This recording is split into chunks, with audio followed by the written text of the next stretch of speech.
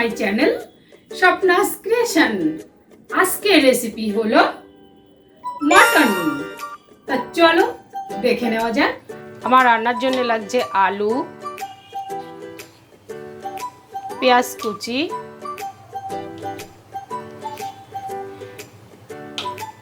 Tomato, শুকনো লঙ্কা, রসুন, আদা,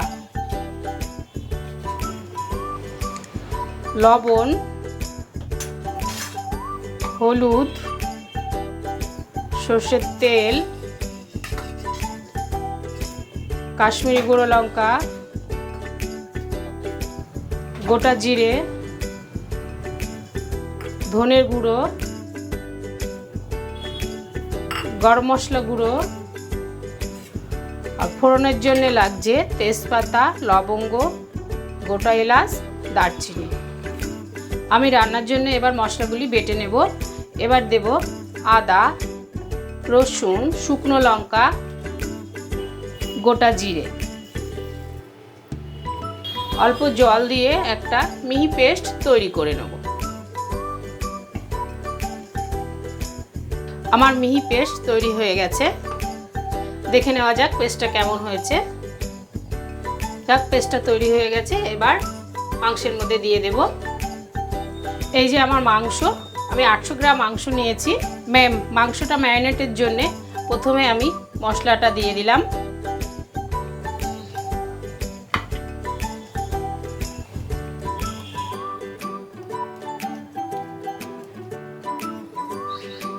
A few moments later.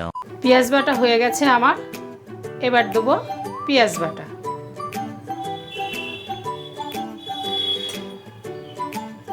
ধনে গুঁড়ো, অল্প গরম মশলার গুঁড়ো, পুরোটা দেব না,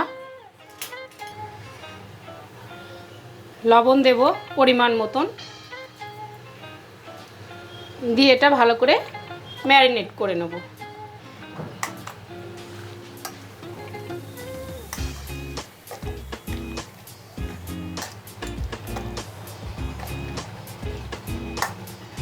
আমি খুব কম তেলে রান্না করব, সেজন্য এখন আর কোনো তেল দেব না। Let's speed up. এবার এটা আমি 15 মিনিটের জন্য ঢেকে রাখব। আমি গ্যাসটা ধরিয়ে দিলাম, আলুটা ভেজে নেব। A few moments later. কড়া গরম হয়ে গেছে। এবার দেব সর্ষের তেল।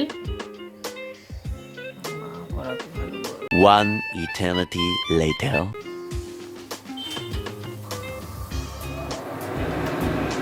এবার আলুগুলো দিয়ে দেব।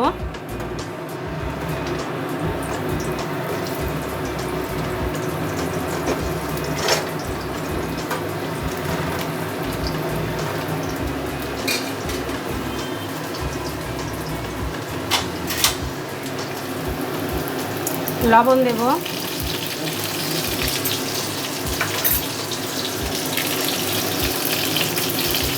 হলুদ গুঁড়ো দেব,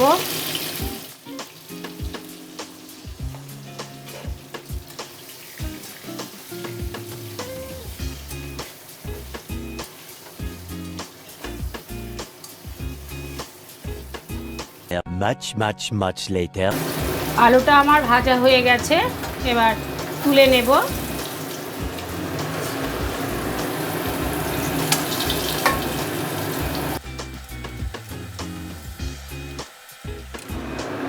ওই তেলের মধ্যে আর একটু তেল দেব। ফোড়নের জন্য যেগুলো রেখেছিলাম আমি সেগুলো দিয়ে দেব। তেজপাতা, দারচিনি, লবঙ্গ, গোটা এলাচ,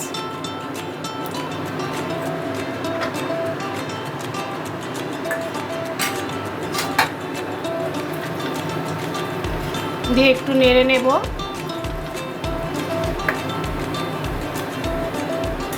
এবার দেবো পেঁয়াজ কুচি,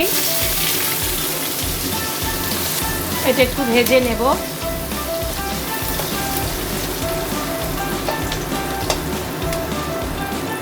Several months later.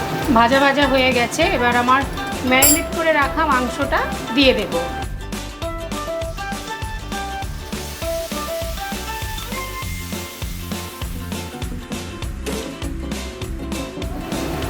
দেব টমেটো, হলুদ গুঁড়ো, কাশ্মীরি গুঁড়ো লঙ্কা। এটা চাইলে আপনারা নাও দিতে পারেন, আমি দিলাম ভালো রং হওয়ার জন্য। এবার ভালো করে মিশিয়ে দেব। এবার ঢাকনা দিয়ে ঢেকে দেব। 3 days later. ঢাকনাটা খুলে এবার মাংসটা দেখব কেমন হয়েছে। এবার এইভাবে নাড়াচাড়া করে মাংসটাকে ভালো করে কষিয়ে নেব। যেহেতু আমি খুব অল্প তেলে রান্না করছি, সেই জন্য একটু টাইম নিয়ে কষাতে হবে বন্ধুরা। যারা বেশি তেল খেতে পছন্দ করেন না, তারা অল্প তেলে এইভাবে রান্না করে নেবেন। আমার মাংস কষানো হয়ে গেছে, দেখুন একটুও কিন্তু তেল নেই। আপনারা হয়তো ভাববেন যে তেল ছাড়া কি এরকম মাংস খাওয়া যায়? কখনোই না।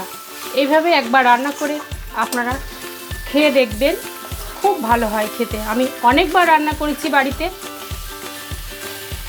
অন্যদিকে আমি জলটা গরম করে নিয়েছিলাম, এবার এই গরম জলটা দিয়ে দেব।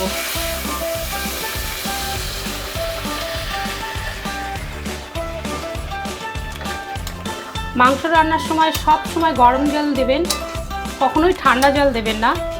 গরম জল দিলে খেতে বেশি ভালো হয়। আপনারা আপনাদের পরিমাণ মতন বুঝে জল দেবেন, যে যেমন ঝোল খাবে সেভাবে জল দেবে। অল্প লবণ দেব, আপনারা আপনাদের পরিমাণ মতন বুঝে দেবেন। এবার গ্যাসটা অফ করে দেব, দিয়ে মাংসটা প্রেসার কুকারে দিয়ে দেব।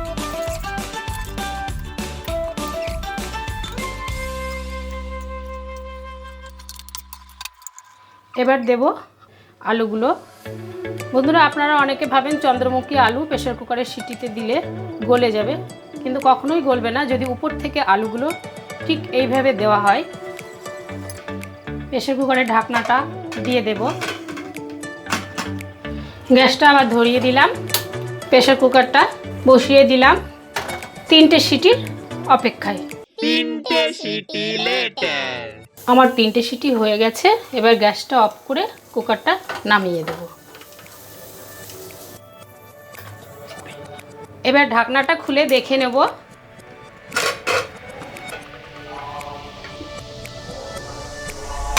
দেখুন একটুও তেল দিইনি, কিন্তু উপর থেকে মনে হচ্ছে কত তেল দিয়েছি আমি।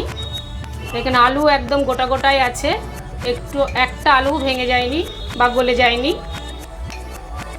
এবার এই বাটিতে সার্ভ করে দেব।